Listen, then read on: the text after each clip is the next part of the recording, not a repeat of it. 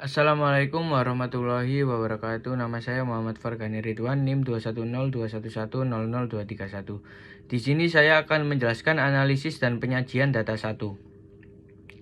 Editing. Editing data merupakan proses melengkapi dan merapikan data yang telah dikumpulkan dalam kuesioner. Kegiatan editing diperlukan karena pada waktu pencatatan hasil wawancara belum dituliskan pada tempatnya atau adanya catatan informasi lain yang diperlukan. Proses editing merupakan proses di mana peneliti melakukan klarifikasi, keterbacaan, konsistensi, dan kelengkapan data yang sudah terkumpul. Proses klarifikasi menyangkut memberikan penjelasan mengenai apakah data yang sudah terkumpul akan menciptakan masalah konseptual atau teknis pada saat peneliti melakukan analisis data. Selanjutnya ada coding. Coding merupakan suatu proses pemberian angka pada setiap pertanyaan yang terdapat pada kuesioner, yakni sebagai pengganti substansi pertanyaan. Kegunaan dari coding adalah untuk mempermudah pada saat analisis data dan juga mempercepat pada saat entry data. Pengkodean data juga data dilakukan untuk memberikan kode yang spesifik pada respon jawaban responden untuk memudahkan proses pencatatan data. Yang kedua selanjutnya ada tabulasi data. Tabulasi data merupakan suatu bentuk deskripsi yang sifatnya umum.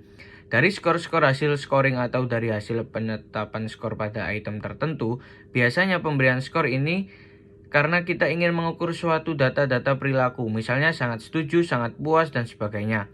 Dalam melakukan tabulasi diperlukan ketelitian agar tidak terjadi kesalahan. Selanjutnya ada analisis data statistik deskriptif. Analisis statistik deskriptif bertujuan untuk mengumpulkan, mengelola, dan menganalisis data sehingga dapat disajikan dalam tampilan yang lebih baik. Tujuan digunakan statistik deskriptif diharapkan dapat memberikan penjelasan secara umum mengenai masalah yang dianalisa agar pembaca lebih mudah untuk memahaminya. Statistik deskriptif dapat memberi informasi mengenai ukuran pemusatan data, ukuran penyebaran data, kecenderungan suatu gugus, dan ukuran letak. Analisis data statistik inferensial uji kualitas data.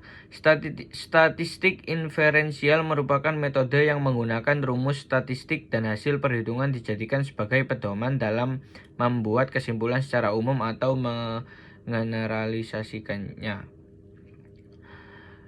Yang pertama ada uji validasi, merupakan uji yang dilakukan peneliti untuk menunjukkan sejauh mana alat ukur yang digunakan dalam mengukur apa yang diukur. Sebagai contohnya, jika Anda ingin mengukur berat badan, maka harus menggunakan timbangan. Selanjutnya ada uji reliabilitas. Menurut Sumadi Suryabrata, reliabilitas menunjukkan sejauh mana hasil pengukuran dengan alat tersebut dapat dipercaya atau diandalkan. Dengan kata lain, reliabilitas menunjukkan konsistensi suatu alat pengukur dalam pengukur gejala yang sama. Selanjutnya ada analisis data statistik inferensial, asumsi klasik dan regresi linear berganda dan kolerasi. Uji asumsi klasik merupakan persyaratan statistik yang harus dipenuhi pada analisis regresi linear berganda yang berbasis ordinary least square atau OLS. Pengujian ini dilakukan untuk dapat memberikan kepastian agar koefisien regresi tidak bias serta konsistensi dan memiliki ketepatan dalam estimasi. Selanjutnya ada regresi linear berganda. Regresi linear berganda merupakan suatu model regresi yang melibatkan lebih dari satu variabel. Analisis ini dilakukan untuk mengetahui arah dan seberapa besar pengaruh variabel independen terhadap variabel dependen. Selanjutnya ada korelasi. Korelasi merupakan ukuran sejauh mana dua variabel berkaitan. Pada dasarnya fungsi korelasi yaitu untuk melakukan standarisasi pada hasil covariance atau ukuran hubungan antara dua variabel yang didapat. Sekian dari saya. Apabila ada salah kata mohon dimaafkan. Wassalamualaikum warahmatullahi wabarakatuh.